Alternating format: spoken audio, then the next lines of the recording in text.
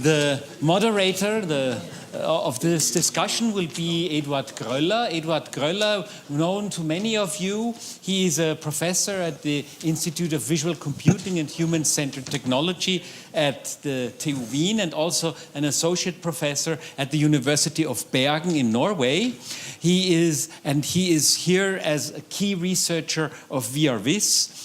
Edi has authored more than 260 scientific publications, mostly in the visualization area, and he is very active in the scientific reviewing process. He is on various program and paper committees. Among others, he was paper co-chair or co-chair of Volume Graphics 2005, IEEE Visualization 5 and 6, Eurographics 6, VisSym 99, Eurographics 11, EuroVis 12, and a lot others. He was a chief editor of the Computer Graphics Forum, and he is also a fellow of the Eurographics Association, where he received the Outstanding Technical Contributions Award a few years ago. So Edi is from our institute, and he volunteered to do this moderation. Thank you. Thank you, Werner. I should also have brought my mother. Mommy, are you somewhere? So we have now about an hour for the panel discussion, and we have heard a lot about artificial intelligence. I would suggest that we should invest a little bit more money on NS. NS means natural stupidity, because there's a much larger ground truth available, and maybe there would be a little bit less bias on that. So what's now the idea of this panel? We have had 4 fantastic talks today, some on different levels from the technological abstraction, and we have now the opportunity to get ideas out of these people. I think there will be some people among us that have to write in the near future some proposals, some project, whatever, and I mean, take this natural intelligence that is sitting around here to get great new ideas for your proposal. I suggest that the people are shortly maybe giving the core messages of their talk very shortly, and then we very briefly, and then we open discussion, and you have the opportunity to ask tough questions.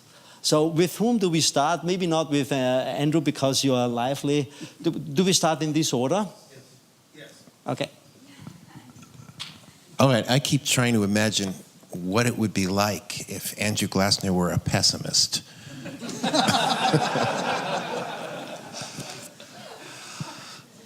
So I actually think we have similar message, which is do not think that technology is going to solve your problems. Be aware that there are strong pushes, very powerful push for technology to continue to advance, but then it's completely up to all of us to decide how we will help to shape that to be more human-centered, and that human judgment, not automated algorithms, are what help us live our lives every day.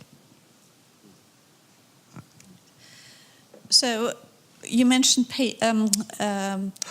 personalized education as one dangerous thing. In medicine and clinical applications, we want to do a lot of personalized medicine. So we want to adapt things to the patient. But because we don't have enough data from one single patient, we go throughout the world and gather all the data we have. So we have it very non-local, hopefully in the end. We want to share data and want to share the expertise from radiologists, oncologists, all around the world, and that actually is a bit orthogonal to the previous talk, so maybe that could make an exciting discussion.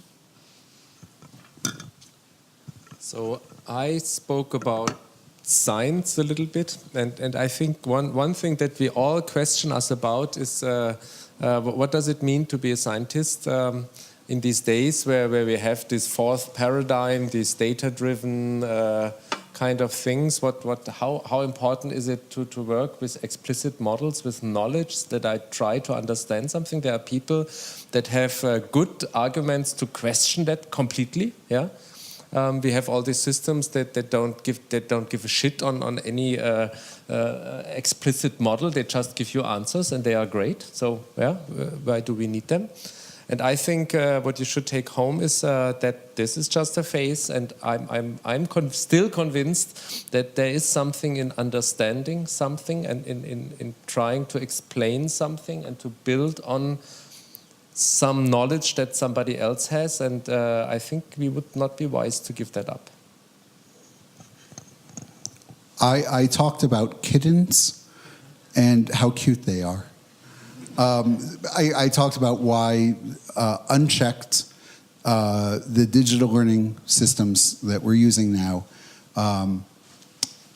could end up having an enormous and controlling influence on our lives that would not actually make us happier.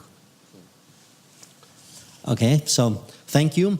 So maybe I start with one comment. I mean, the positive thing that I have seen in Andrew's talk was that computer graphics and visual computing doesn't seem to play any role in this darkness that is coming among us. So can you give some ideas how computer graphics and visual computing could also contribute in this technological development that you are talking about? Well, let's talk about a positive way.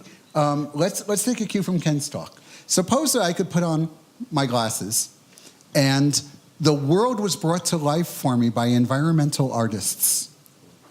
And so instead of just having data floating around or the year that things were built, an artist enhanced the world for me everywhere, and sonically and visually. So I don't have to go to the art museum.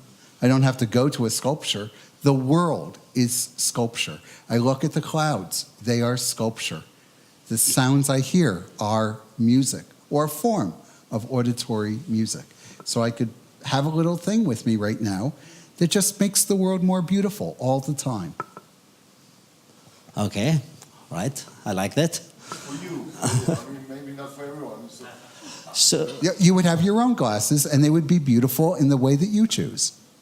all right. So the floor is open. We can start with questions, comments. Henry?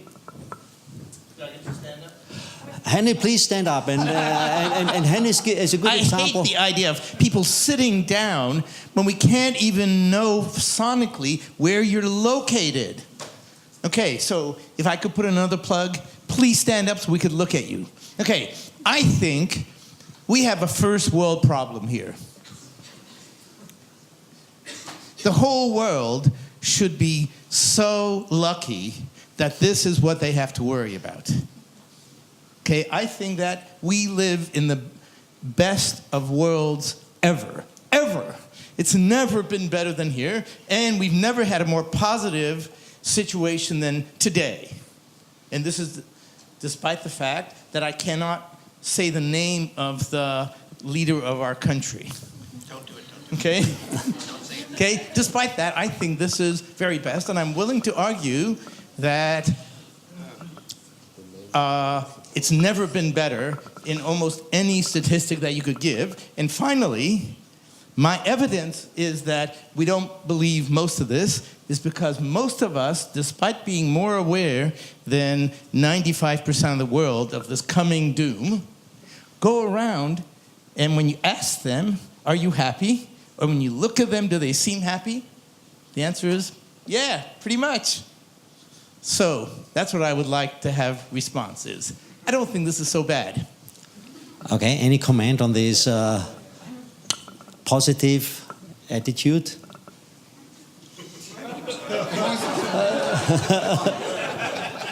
I'll stand up so you know. Yeah, I mean, in many ways, you know, Dr. Pangloss is right. This is the best of all possible worlds. And yes, it's a first world. All these issues are first world problems. But, I mean, a lot of the things that I was talking about and some of the things that we've been talking about today will actually have global influence. I mean, you know, the economy works its way around the world. And many people are in terrible straits.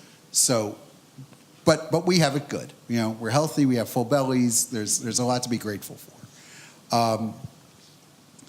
So I don't disagree with you. This is an absolute. We are living lives that kings could not have dreamed of for all the power and gold at their command. Every one of us is living a life that exceeds the expectations of almost any human who's ever lived. And that's a glorious and wonderful thing. And I think it is worthwhile investing some mental energy to preserving that.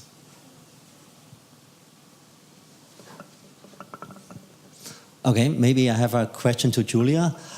Before your talk, I had the impression that the radiologists would be the first to go, because they are building an implicit model in their mind, and they're looking at a couple of hundred images, and then they are experts in chest X-rays, for example.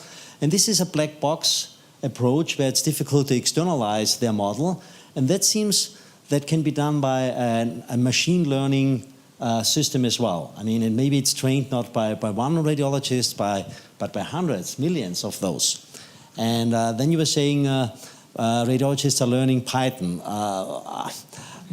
With my collaboration experience with medical people, I'm not sure if this would be a mainstream. So couldn't it be, you know, that in the future the clinical work of radiologists is gone, and there are only very high specialized experts and radiologists left that are helping in the training in a way. So I think the main screening radiology will be gone.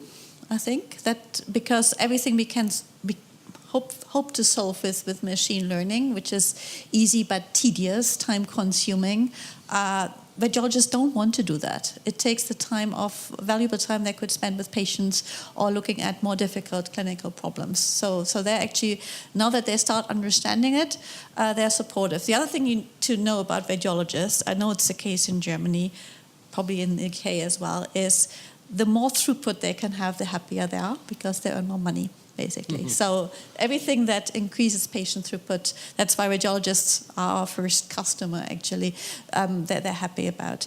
The odd radiologist who is learning Python is the one who will start a spin-out, right? We have now spin-outs led by clinicians rather than technical people, which is new, I think. It's happened a couple of years back already.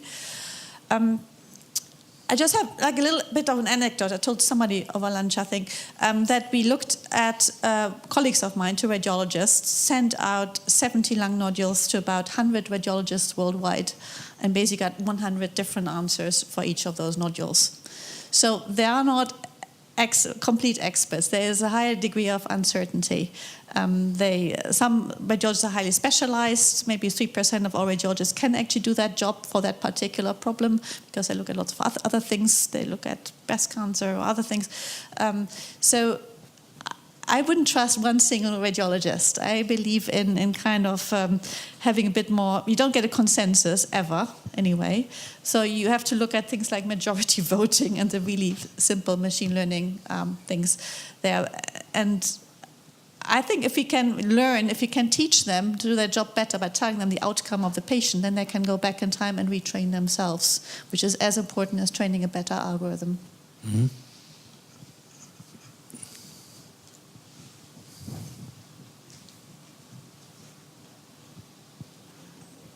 I have one question regarding the machine learning algorithms that will probably influence our life, mostly to Andrew. You might know that Austria is a very conservative country, and I grew up in the countryside. And when I was young, for example, I wanted to become a mechanic. And then people said, "You are a girl, you cannot be a mechanic." Then I wanted to drive a motorcycle. It was, "No, you're a girl, you cannot do that." And at some point I grew up, and then I could escape that. And it's also that many men in that countryside were raised to then lead the company of their fathers and everything. So my provocative question is, do you think that many things will change? Because there are already a lot of pressures on us and a lot of rules and everything. Well, I think cultures are resilient. and power fights change. And so those two forces work to put the brakes on change.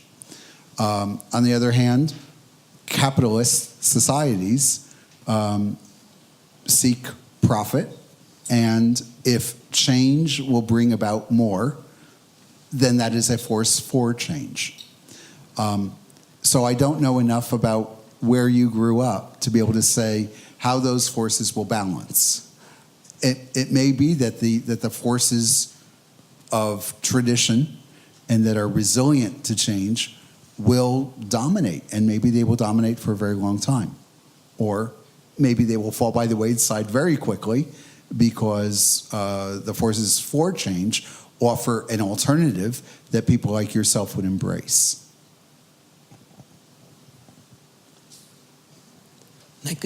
Okay, Walter.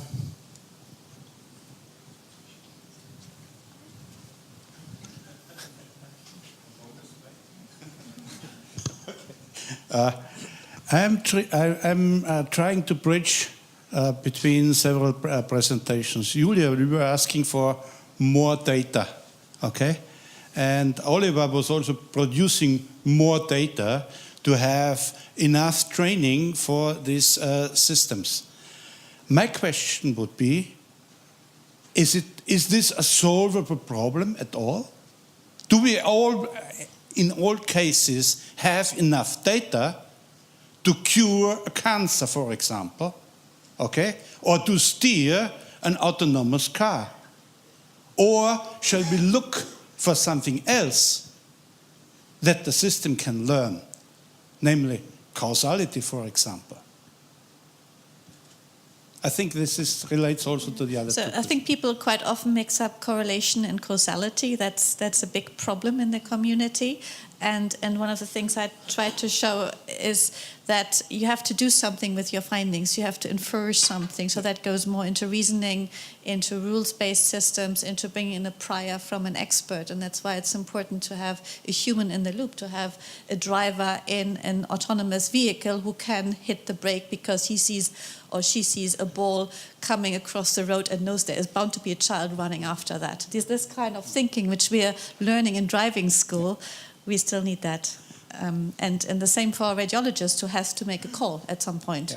Right? The system might highlight something to them with all the data learned in all the world, but that's a special patient who has a special history, and everybody is different. It's very individualized, and they have to put all the information together with their own experience, with what they learned in textbooks, and maybe consult with colleagues once more, just to be sure.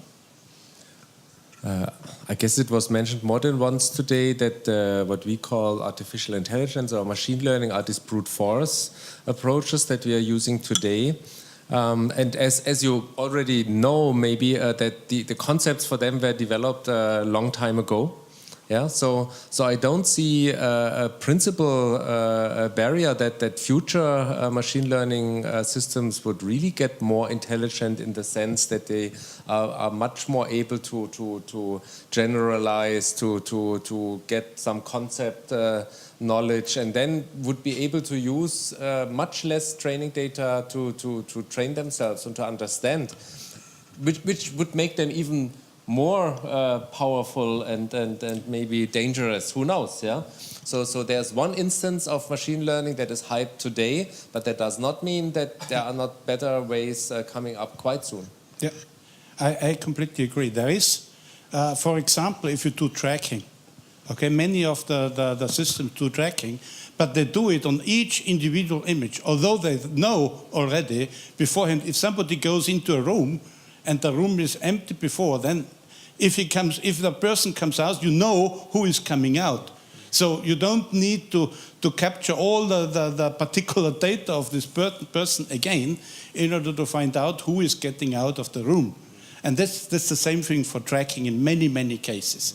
The basic question is, don't we throw away too much, okay, when we acquire just data without the relationships between the data? That we know already something about what we have observed before, and use this knowledge in order to interpret future data. Thank you very much. We have a question here.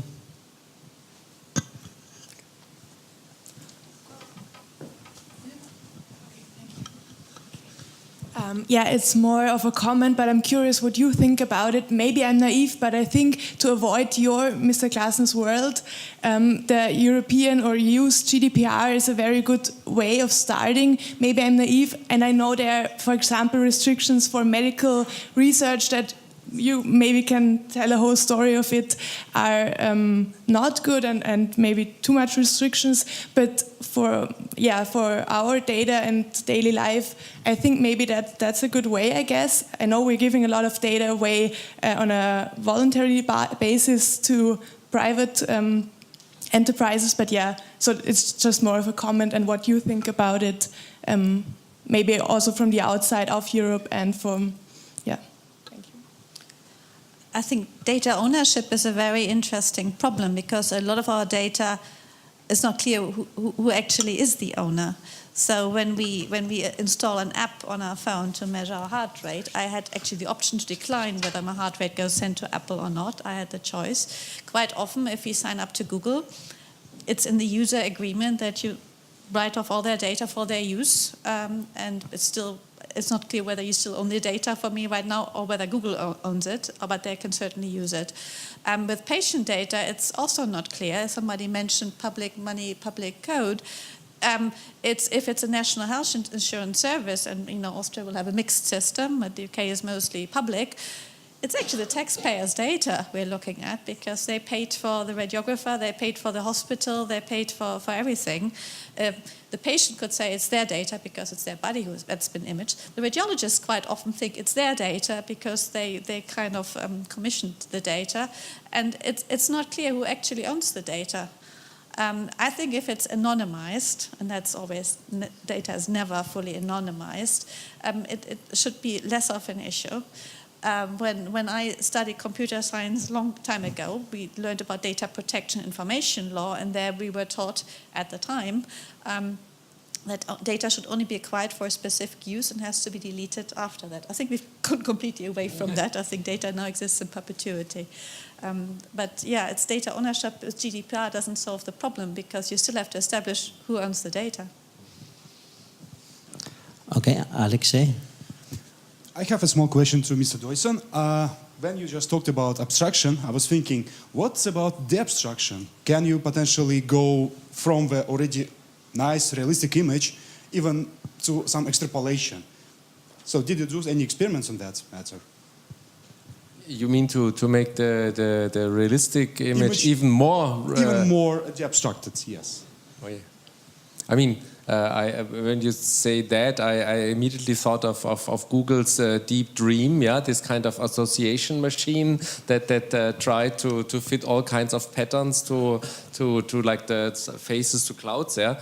But is that what you want? I mean, is it going into like arts and LSD or not exactly. That's exactly what I wanted to say. So perhaps you think that it would only go into that direction in something which is totally not realistic, has no meaning and has no sense for us, or you think that it can actually bring some sensible extrapolation?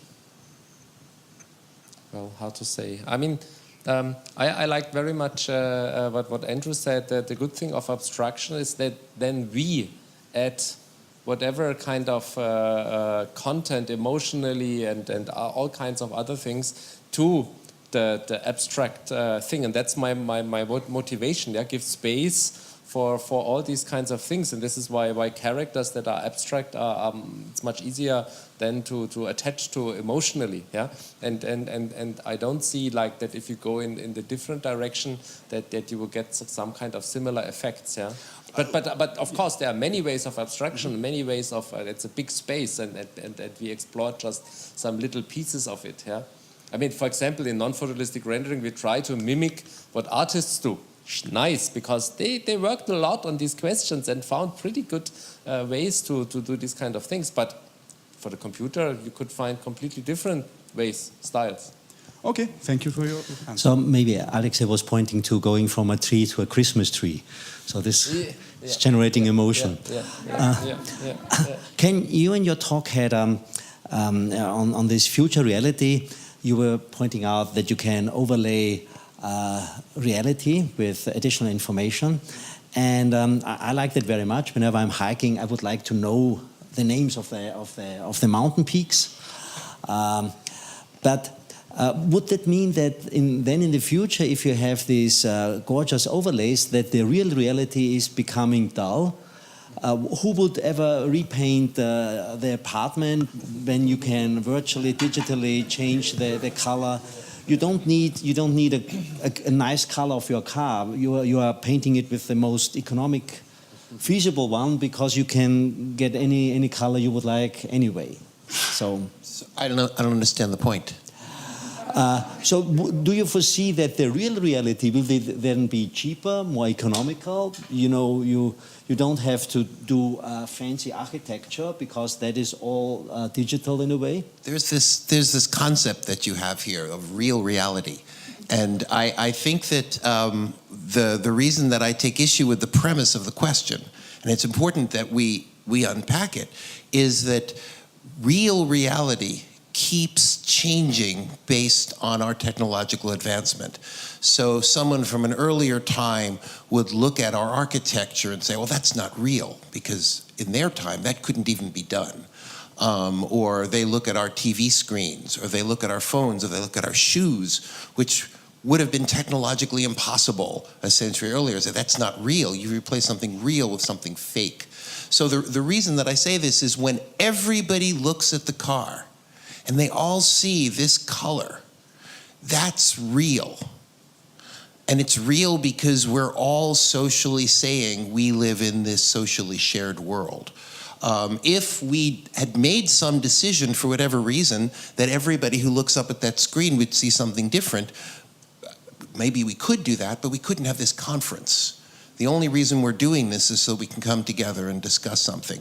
So I don't want to fetishize technology. I don't think it's useful to make, I mean, the issues that Andrew raised were very, very important, but they're about human systems and about humans taking charge of things and not giving up things to technology. We shouldn't say it's about the technology. Whatever level of technology we have, it's entirely up to us to say we live in a shared world with that level of technology and that we're respectful of that sharing. So painted virtually, painted with modern 21st century paints, painted with whatever, that shouldn't be the point. Okay. Well, maybe you were probably referring to natural habitat in comparison with the virtual augmented reality. That's what. Yeah, you know. I don't actually see anything natural here, except for maybe the faces and the hands of the people. Everything else here is completely technologically constructed, but we don't think about it because we all live in that world. So that's what I mean about fetishizing. We should just remember we keep evolving the normal, and we have this astonishing ability as humans to forget that that's what we're doing. So we shouldn't assume that all of a sudden that will change, because that's coming not from a specific level of technology, but from human nature. So if you would have a wish, or three, for the future, what concept would you want to being developed? If it's not technology, is it some mechanism that is providing? Oh no, it'll use technology, of course. But I actually completely agree with that last question of the previous session and that observation, which is that, and also with Andrew's response, which is the one thing, whatever we do, we should be pushing to educate citizens to be individual thinkers, to understand issues, to understand history, to read about ethics and philosophy, to understand other cultures. We should be focusing on the important things, which is having each individual human with the maximum capability of making informed, independent, intelligent, kind decisions. And then the technology will advance, but then what we do with it will be better. Mm-hmm. Victor? Mr. Glassner's presentation piqued my mind a little bit, especially with the teddy bear. So your example with the teddy bear was quite extreme in some sense, that our children become our spies. But what if these teddy bears could be used for something much less sinister? For example, from the child's answer, we could detect domestic violence, for example, or the smart speakers could detect that I'm so depressed and suicidal that I should seek help or something like that. So my question would be that it's a gray zone, I know, and also this kind of application raises another questions: who trains the data, who checks them, and so on and so on. But putting them aside, still, where is this moral threshold that we can say that, okay, a little spying is okay because our intentions are good? Or is there any threshold like that? That's a really interesting question. I suspect every person in this room would have a different threshold. And maybe many of us wouldn't even have a threshold. We would just have sort of a big fuzzy area, and we kind of felt icky when it got too far in one direction, as opposed to being there's a clear boundary. The teddy bear example is based on a real toy that was sold in the United States and maybe elsewhere that did exactly what I was describing.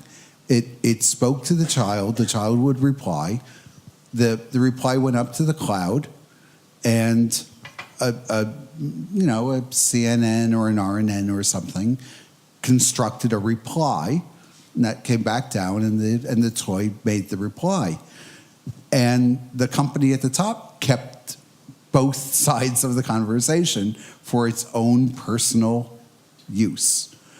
I don't have children, so anything I say would be hypothetical. But when I was a child, thinking about, when I felt sad and when I felt bad, it seems to me the best system to help you is your family. And if they are neglecting you and you are really on your own, that's very sad, but I'm with Ken. Let's not turn to technology to help us. Let's turn to neighbors and friends and loved ones, humans with whom we can develop a connection. So my feeling is a little spying is too much spying. And we have always mediated how much information we're willing to share and how much we're willing to put out based on the trust level that we develop with individuals. And I think that's worked really well for most of us for a very long time. And I would be loath to replace that with technology even a little bit. Could I just expand on it just a little bit? I mean, just to amplify that, I think that one of the things that's been running through, not just here, but is a little too pervasive, is there seems to be often a confusion between the tools we use and us using the tools. Like, for example, I think it would have been a lot less confusing if deep learning had simply been called more accurately shallow learning, which actually reflects what it does and how it works. It's not understanding anything, as you pointed out. It's correlation, not causality. It's not making any judgments. And the fact that it is a mirror, as Andrew says, that reflects judgments people have made does not mean that it has the capability of reasoning to judge in novel situations outside of the data that it's collected. Unlike humans who actually excel at that. And so I feel as though the whole thing reminds me of, there is a story about a classical guitarist who gives a concert, and then this woman comes backstage afterward and she just gushes and she says, your guitar makes such beautiful music. And he holds his ear up to the guitar and he says, I don't hear anything. And I think that we need to really just not get fuzzy about this point, that the only ones here are us humans. There's the tools are tools, and we can fantasize that they have human judgment, but we're just going to get into nightmare scenarios. And so at least people in this room, we should try to stay on the right side of that. But wait, I mean, on the other hand, Andrew also spoke about the bank. And he spoke about that we humans create systems that convert into monsters, and then we are not able to control them anymore. Yeah, so I think, yes, it's true. At the end, it's us to decide, to set the borders, but we have to be very wise, and maybe that's the good thing of such a talk, very wise at the beginning, not to create a baby monster that over time converts into something that is really out of control. Absolutely. We're all saying the same thing. We have to take responsibility for the systems we create, because it's our judgment that's going into that. I think we have at the back, then Michi, and then here. So this is more like could you please stand up? This is more like a meta research question, but it's concerned with the pictures you showed us from Mikai with the clouds with the word cloud, and if we look at we can see that in 2013 segmentation was a hot topic, right? Now we still have segmentation being a hot topic, but by using a monster. So the question now is, in retrospective, is there a chance that we can find out, if we look at the contributions of the different papers accepted there, to find out if there is a point where specific algorithms or traditional methods couldn't work, and we are now moving more to use learning methods? Well, the main thing it shows to us that we still haven't solved segmentation because after, I don't know, 30, 40 years, we're still working on the same problem, and we're just trying the next tool, I think, honestly. It gives us quicker results. It may be a bit more robust.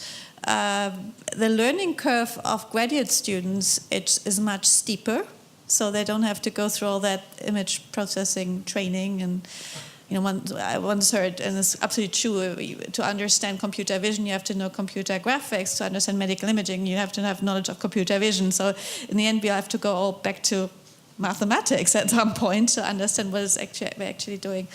I don't think there was a real breaking point. It was a fairly gradual movement, but there was a little step change. And the step change was literally GPUs and annotated database, so people just wanted to try out something new. I think a lot of our classic algorithms would probably still do a good job, and the problem I see is people don't compare it. They don't do the baseline comparisons. I mean, the first deep learning stuff I've seen, I think it was Mikai 2016, where people really started getting into it. They did a myocardial segmentation, like the ones I've showed you before, on such good quality data so that any simple region growing method could have done the same job. And so I don't know actually. But there's also a hidden cost, which is that when I'm teaching my computer graphics students, I'm teaching them fairly classical things. We learn about ray tracing and light transport and radiosity, and everything that we do requires the students to build a model. They have to explicitly understand cause and effect and the mechanism, and that puts them in a very powerful position, because then they can build new models and they can build the next generation of research, things that we haven't thought of. There's a worry that as we switch from these model-based methods to these, we're going to just build these statistical correlation machines and then just feed a lot of data into them, is we may have a generation of grad students who don't know how to build mathematical models and therefore how to create new mathematical models. And this is a real worry that we should all be concerned about. Yeah, I believe you. Hey. So my question is, or maybe comment, I should keep standing. Yeah. So Andrew, in the future, you paint a lot of that depends on that there's no explainability or accountability of these algorithms. So shouldn't there be much more research into trying to explain what these networks actually do? Because there's the one side is kind of the technological aspects, but even if we hadn't discovered GPUs and networks hadn't gotten so powerful, there would still be attempts to use algorithms, but they would be easier to explain. So if there's this person in the loop, this human in the loop, now if you put the human in the loop next to a neural network, this doesn't really help because the human will not know why the network gave a particular recommendation. But if you actually force these systems to provide accountability or to explain their recommendation, then the human could reflect on why this recommendation was given and then add the human judgment. If it just looks at if it's just this correlation machine and it just says 5, then what should it do with it? So actually maybe the way forward would be if there is a computer system used to take decisions for us, this should never be allowed without accountability or explainability. So that's an interesting question. I think that there are two important issues that go along with explainability. The first is we are lousy at explainability, we humans. It's well known that when we are faced with making a decision, we often make a gut decision. We use the fast learning system and we make a decision. And then if we're asked why, we perform a post facto analysis. We give you the reasons that support the conclusion we already made. And this has been proven time and again. The classic experiment is we bring you into I say we, it's not I. Someone brings a subject into an experimental situation and says, for example, we're going to help you buy a new car. Here's a list of 10 cars. Which one do you like best? Say, I like the red car. It's a sporty hatchback. Great. You go away for a week. You come back and we say, oh, we're sorry, we messed up some of the data recollection, the data taking. When you were here, we showed you the 10 cars, and you picked the black sedan. Why did you pick that? You say, oh, I picked the black sedan because I like the power, and I really think it has a great roof. You make up an explanation to support the answer that wasn't the answer you chose. So this is something we do. We make a quick analysis and then we explain it. But also, explainability is often not satisfactory. So I make a distinction between an explainable solution and I'm blanking on the word, an acceptable solution. So for example, let's go back to the bank. You go to the bank and you ask for a loan. And you fill out your form, you hand it in, and the computer says no. And you say, well, according to the law, you have to give me an explanation. And the computer says, no problem. People who come into the bank between the hours of 2 and 3 on Wednesday afternoons wearing brown shirts and black socks, who fill out the form with a blue pen, write the name of their street address in all capital letters, but write the city they live in a mix of upper and lowercase letters, and then hand in the form by holding the top of the page and handing the bottom of the page to us, generally default on their loans. It's true. The statistics are right. It's a complete, honest, transparent, open explanation, and totally unsatisfactory. That's why the decision should be up to the human in the end. I would agree. If that is the stupid explanation that comes out, then no sane human being would follow it. But that's why I'm saying simply requiring explainability is insufficient, because the explanation can be complete, transparent, and honest, and totally unsatisfactory. Okay. Hi. May I ask, just to follow up on that question? Sorry, just to follow up on that question. But you're suggesting that the algorithm is working on the human principle of justifying their own decisions, which is twisted now. Oh, no. I was not making an equivalence. I was simply saying we are lousy at explanations, and so that's one reason to be suspicious of asking a person for an explanation, and then the stuff about the computer was completely separate. Oh, okay. Sorry. So, I'd like to switch tracks completely and talk more about visualization and education, which has popped up a couple of times in the different talks, and maybe more specifically to Ken. I love the video that you showed with Chalk Talk, talking about how you moved a pendulum, could show what's going on with the sine or the cosine, and alter that based on filters or permutations. How well does that work for things that aren't physical? I can see that having a lot of applications for things that have a very physical world relationship with, again, things moving or things that need to be shown. Thinking about some of what you were saying with cartoons and moving more towards abstract, how well are things like that when you're talking about either social sciences or we were talking about ethics and morals and that we need some support in making sure that that's done? How good are things like that for visualizing more abstract concepts that don't have a physical I think that's a fantastic question. I think the point that you were making about going back to Scott McCloud, that there is this dialectic between representation and conceptual. The reason that I call for and did not demonstrate a language is that it's only when we build our language tools that we can start talking about the really interesting things. Not how pendulums work, but, you know, love and tribalism and jealousy and families and relationships and, you know, all the stuff people spend all their time really thinking about. Those were, as far as we can tell, the actual reasons that language evolved to support social connection between people. And my hope is that because we are creatures of language, we are tool makers, but we're also language makers, as these tools get into the hands of children and children start using them to their purposes, those languages will start developing and evolving. This is a hope, and a number of us are trying to figure out how to support that process. But certainly, I showed the low-hanging fruit, the easy stuff, which was the physics lesson.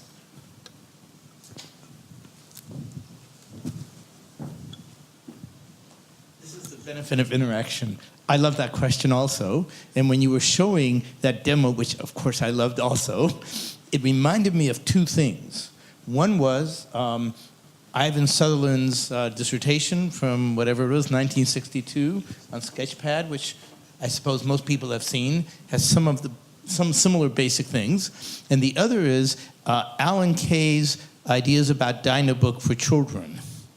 And so the question I have is, I've been waiting for a long time for those ideas to become more widespread. And I'm disappointed that they haven't become more widespread. And I wonder if you could address that issue. Is there a reason, or do you think it will take longer? I have thought, just to make it clear, I have thought when I was a student in whatever it was, the 60s when I first saw this, and I met Alan Kay in that time, that, you know, in another 10 or 15 years, we would have these kinds of systems in which kids would get Dynabooks, you know, like these things, and they would learn from them and use them as tools. And from what I could tell, that's not happening even yet. I think that the root cause of this, which has nothing to do with Moore's Law, was actually identified in C.P. Snow's essay about the two cultures. I think one of the things that's wonderful about Alan and wonderful about Ivan and several other people, and I certainly look at them as heroes and try to follow in their footsteps, is they're not asking the question, is this a technology question? Is this a science question? Is this an art question? Is this a design question? Say, no, we have to be working in all of those areas. Each individual has to really look at each of those seriously as a discipline. And I think what's happened is we tend to segment things into, we need a technological solution. And that's not good enough. Every time you do anything that involves people, you have to take seriously questions of interaction design and of human psychology. And I find there aren't enough people who are capable of building these systems, but also asking the questions. Oh, he doesn't agree. No. I'm sorry, I just have to. Yes. I think that the reason is. Well, then why did you ask the question? You could have just told us. No, because I thought what you would say, it's not as satisfying. Okay. No, I agree with you, part of that, but I think, so the part that I agree with is you're saying that we need more people to work on this. This is really the heart and soul of, visual computing. We need more people to work on these kinds of systems that user interfaces. I think that even those really elegant little samples that you showed, I suspect are much, much more difficult than most people who haven't tried building them would think. That's what So I suspect that there's something far deeper in this. But again, going back to what Sarah said before, I think it's, I'm not some kind of superhuman. A lot of this comes down to education. I had a very good art education and design education. I had a good technological education and math education, and I'm synthesizing different things that I learned from other people. And these are tools that it takes time to develop and it takes time to educate people.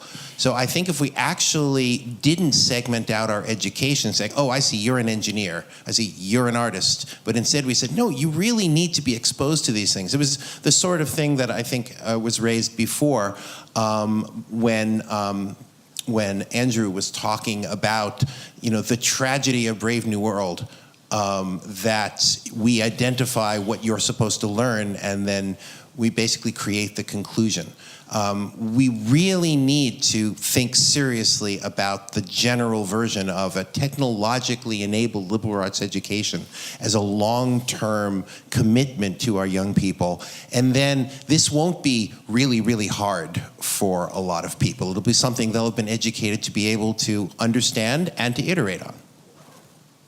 That's my opinion. Wow. So they started so nicely controversial and now they agree. Very nice.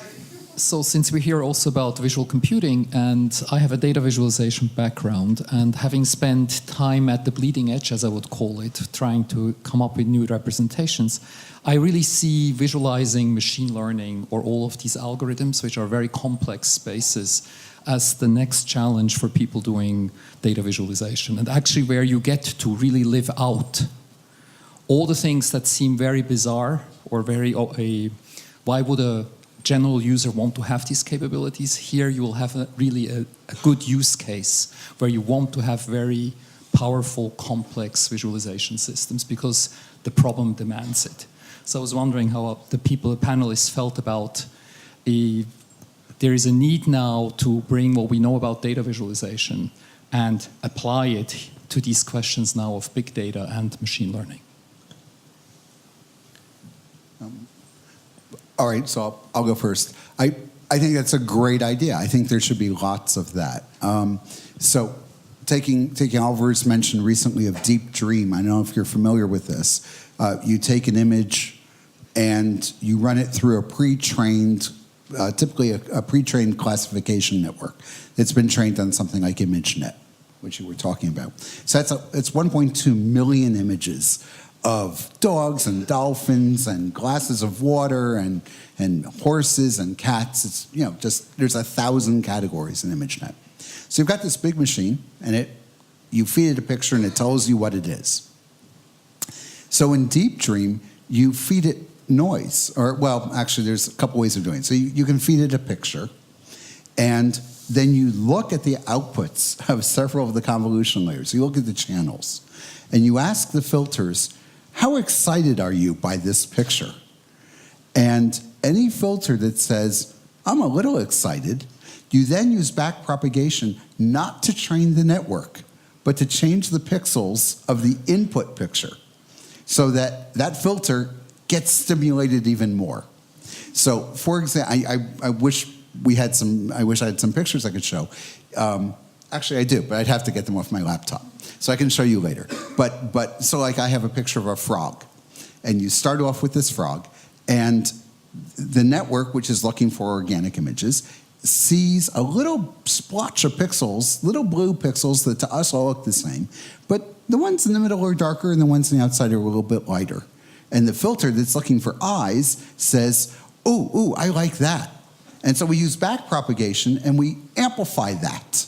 And now those pixels get a little bit brighter and those get a little bit darker. You do that enough times and an eye grows out of nowhere. This is the LSD effect you were talking about. It's totally surreal and totally cool. And it just looks like this wild, surreal thing, but it is a direct visualization of the network activations. And it is, you could either treat it as art or you could treat it as sort of an X-ray of what the filters are looking for. And there have been lots of these attempts to, visualize filter activations in different ways. And so this is for me an early step in that. You can say, here's a piece of data, how and where and why is the system responding?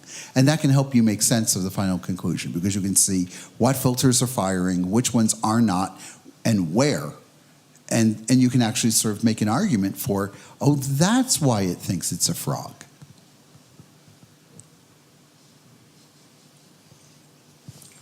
We have a question down there.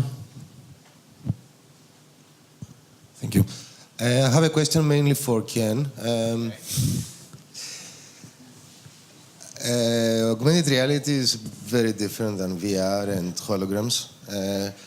Do you foresee there might be any problems if somebody is spending too much time in either, I don't know how you want to call it, real reality and augmented reality? So let's say swapping constantly from the reality we have now to an augmented reality, which can be very augmented. It doesn't have to be just some superposition of some text. You can add or remove information.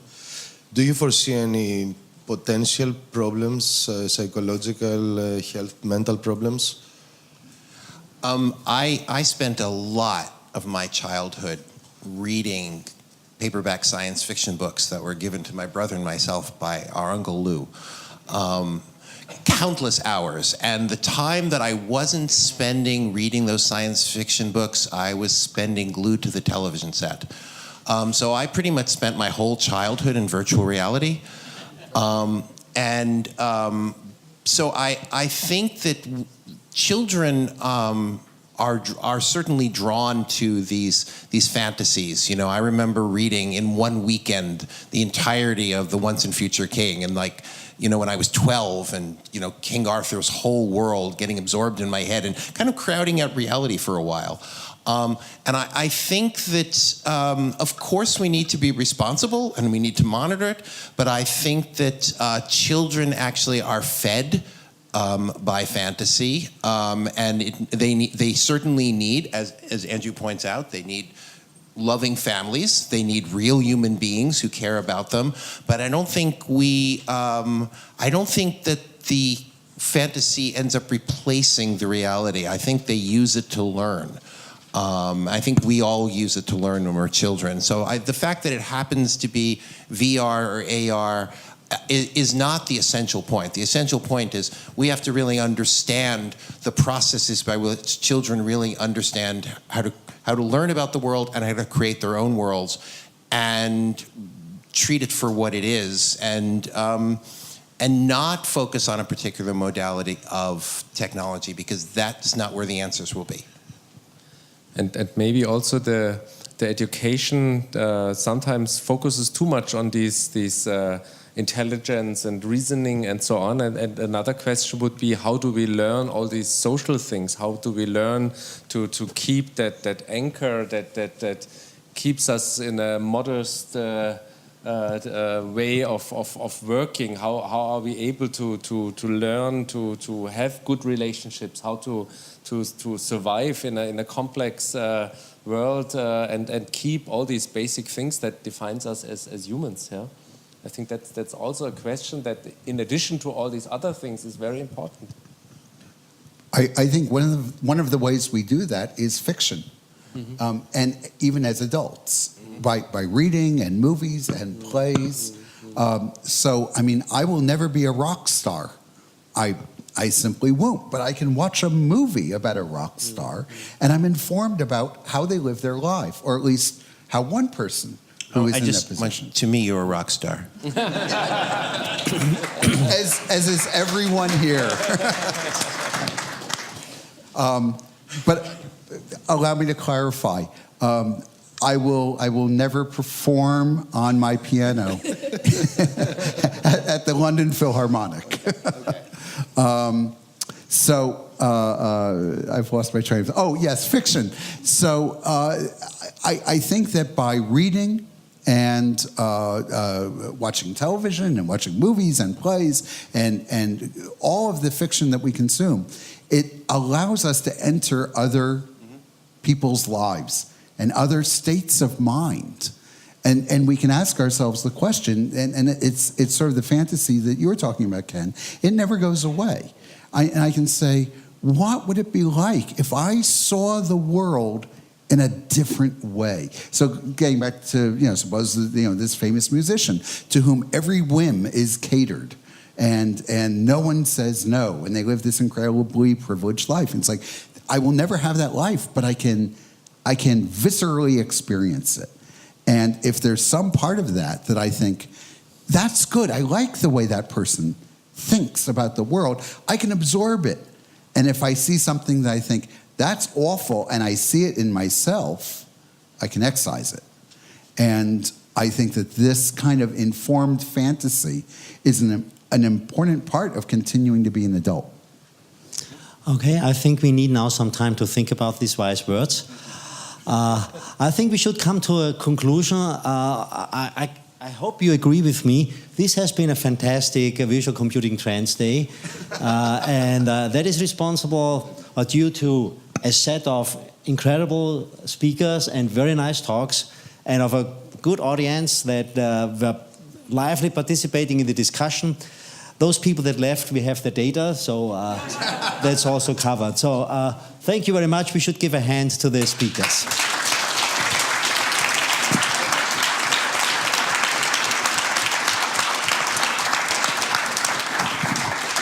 I guess Werner is closing.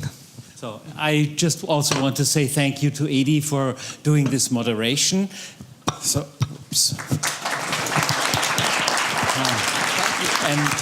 and especially I have to thank the staff of VRVis and the students, volunteers who helped to organize this event today.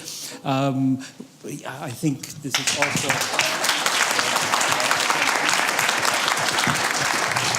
And the last thing I can say is that we plan to do next Visual Computing Trends Symposium in 2 years. We hope that we can keep the quality of speakers that we had so far, but we will see. And finally, I want to thank all of you, the participants, without whom this could not be a success, and especially those who stayed until the end. Thank you.